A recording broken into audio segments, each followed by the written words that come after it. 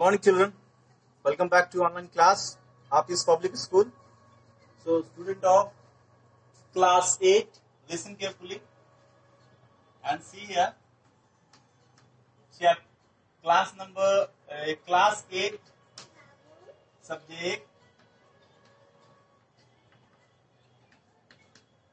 SST from geography.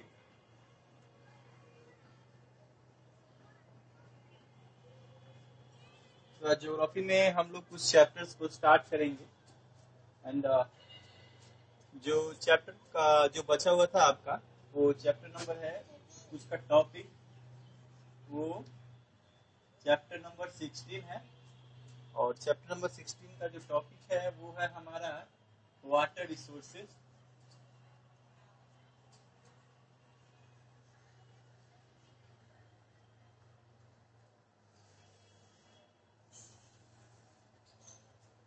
तो water resources में जैसे कि हम लोगों ने बहुत सारी चीज़ों को ऑलरेडी जान चुके हैं कि पानी हमारे लिए क्यों जरूरी है, पानी के रिसोर्सेज क्या क्या होते हैं, वाटर के रिसोर्सेज क्या क्या होते हैं, वाटर के यूजेस क्या क्या है और सबसे ज़्यादा जो है वो पानी की खपत सबसे ज़्यादा किसमें। तो हम लोगों ने देखा था कि लगभग 70% वाटर की जो स्कार्सिटी है due to the practising of agriculture. Agriculture के प्रैक्टिसिंग की वजह से हमारा पानी की जो है वह सबसे ज्यादा जो है वह कमी होती है, क्योंकि देखा जाता है कि अगर वाटर रिसोर्सेज को अगर जैसे हमारा लेक हो गया, रिवर हो गया, इस टाइप के जो रिसोर्सेज है वो तो इरिगेशन में यूज किए ही जाते हैं, लेकिन कहीं कहीं ये है कि ये सभी सारी चीजें नहीं मिल पाती है। उस कारण हम लोग उस स्थिति में ग्राउंड वाटर का जो है वो यूज करते हैं और ग्राउंड वाटर जल को आप सभी अच्छी तरह से जान रहे हैं कि ओनली 1% वाटर ही जो है वो सुटेबल है हमारे ड्रिंकिंग के लिए, और वो भी अगर हम यूज कर ले रहे हैं तो कहीं ना कहीं ये जो है हमें अफेक्टेड होगा, जिसके कारण हमारा ग्राउंड का लेवल भी कमी होता जा रहा है। तो चलिए बिना किसी वेस्टिंग से हम लोग आज पढ़ेंगे हाइड्रो इलेक्ट्रिसिटी। हाइड्रो इलेक्ट्रिसिटी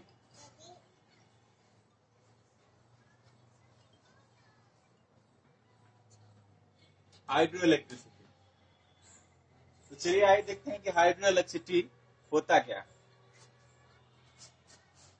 देखिए, multipurpose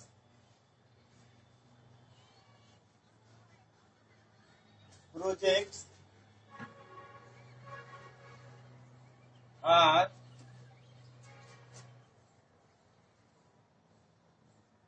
large scale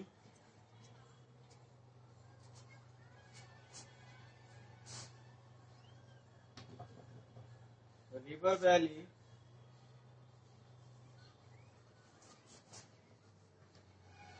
projects that provide not only the water electricity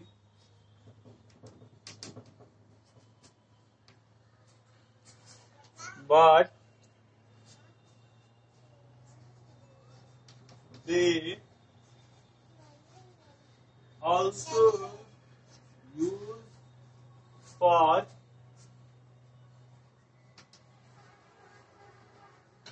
irrigation and to control the flood condition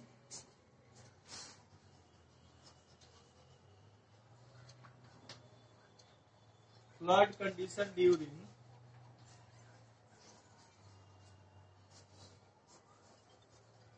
rainy season. It is used across the world and account for 90% of total electricity production।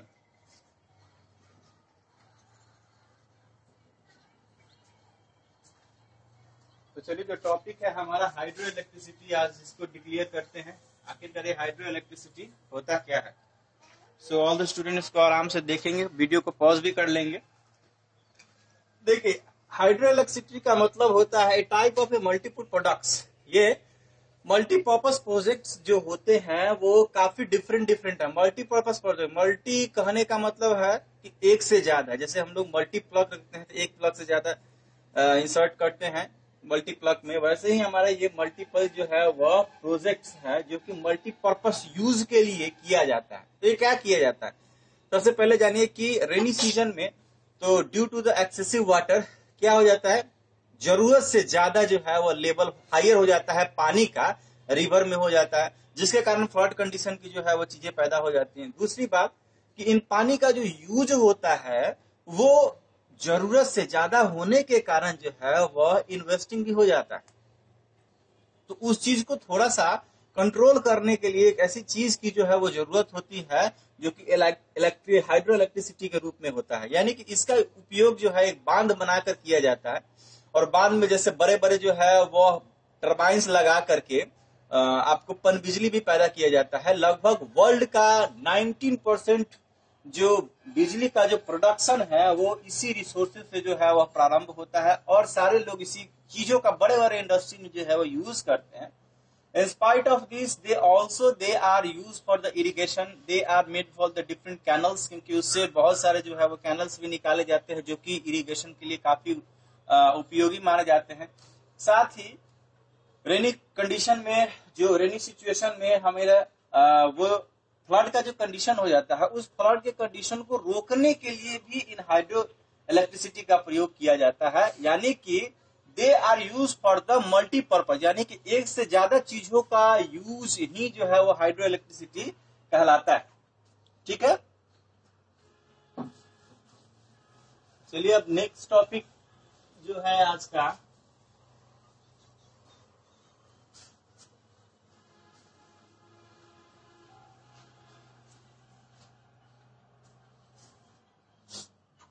Next topic आज है हमारा reducing green house gas.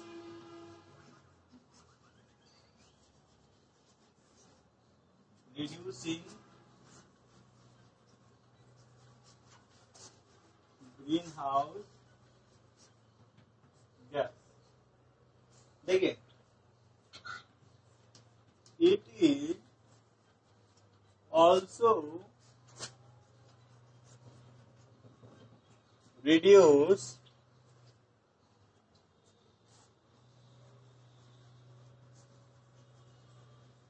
greenhouse gas since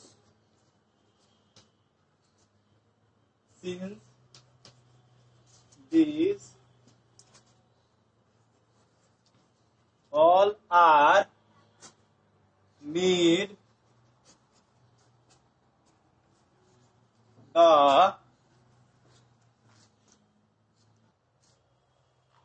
involving the burning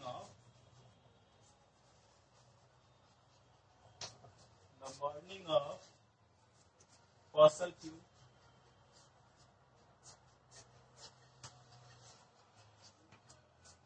in spite of this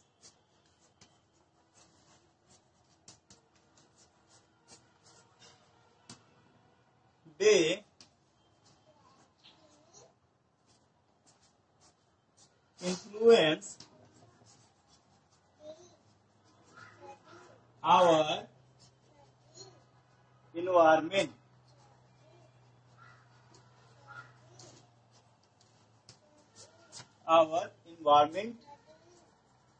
And because of this, and because of this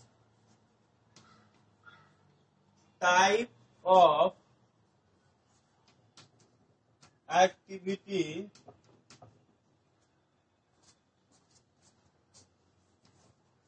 the forests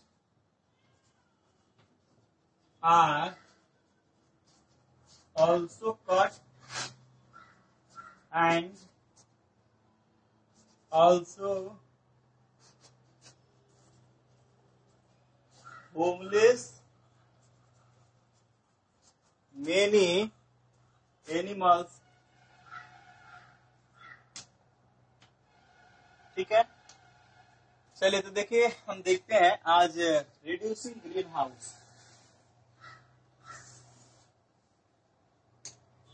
इस तरह से जो जो reducing house effect है देखेंगे हम लोग कि इसमें it is also reduce green house and gases since they allow involve the burning of fossil fuel.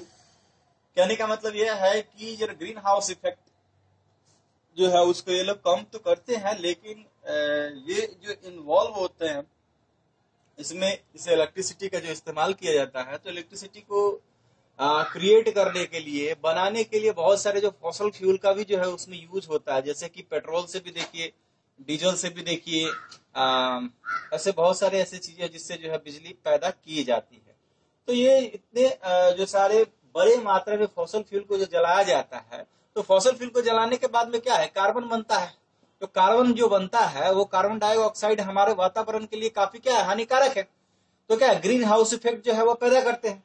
ठीक दूसरी तरफ ये जो वातावरण पर जो इम्पैक्ट है इनका, ये काफी इन्फ्लुएंसिव होता है, यानी कि ये वातावरण पर हमारे जो प्रभाव जो देते हैं वो काफी थोड़ा अलग तरीके से देते हैं। अलग तरीके का कहने का मतलब इन चीजों को तो रिड्यूस करने के लिए बनाया गया, लेकिन जब बड़े पैमाने पर इन सारे प्रोजेक्ट को बनाया जाता है तो एक बड़े पैमाने पर जो है उतने लैंड्स की जरूरत होती है, जिसमें न सिर्फ हमारा वातावरण में पाए जाने वाले ऐसे सारे जो गैसेज है उनकी मात्राओं को भी काफी बढ़ा दिया जाता है। जैसे कि बड़े पैमाने पर फॉरेस्ट को काटा जाता है, जंगल को काटा जाता है, तो जंगल के काटने से क्या होता है, वहां की जो भूमि जो होती है वो काफी जंगल विहीन हो जाती है। उसमें साथ ही जो वाइल्ड लाइफ रहने वाले होते हैं वो भी काफी डिस्टर्बेंस हो जाता है।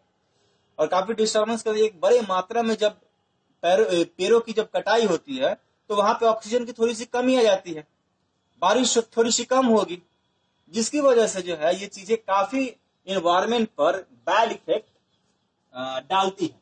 ऐसे बहुत सारे हमारे इंडिया में जो है वो प्रोजेक्ट्स हैं जो कि अभी हाइड्रो इलेक्ट्रिसिटी जो है वो करते हैं। चलिए आइए देखते हैं वैसे कौन कौन से हमारे देश में ऐसे हैं hydro project in India. Hydel projects in India, projects in India, जैसे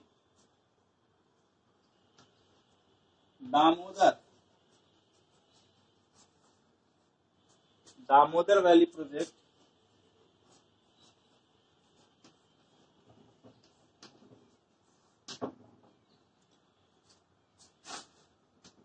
इन बिहार,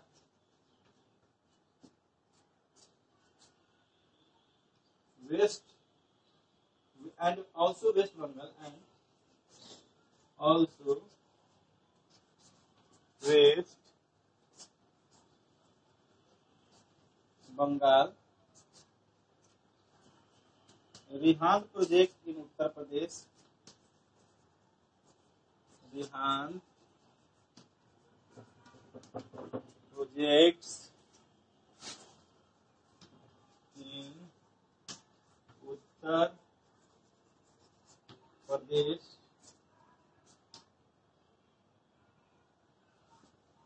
इस तरह के जो प्रोजेक्ट्स हैं जो हमारे भारत में डिफरेंट जो है स्टेट्स में पाए जाते हैं। तो चलो देखते हैं।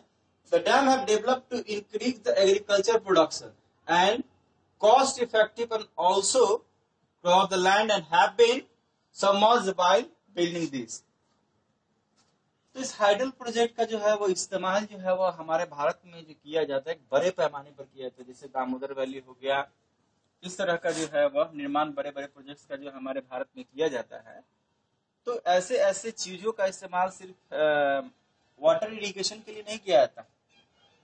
रेन वाटर को जो है वह कंट्रोल करने के लिए नहीं किया जाता।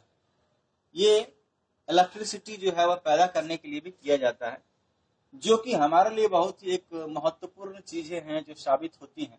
और हमें इन चीजों को एक बड़े पैमाने पर करना भी चाहिए, क्योंकि ग्रीन इफेक्ट बढ़ाने के कारण ये सभी चीजें तो होती हैं, लेकिन दूसरी तरफ हम बहुत सारी चीजें जो है वह रोक भी सकते हैं।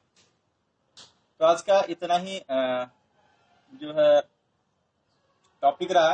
फिर मिलेंगे हम लोग नेक्स्ट टॉपिक के, तब तक के लिए बने रहे हमारे साथ। Thank you.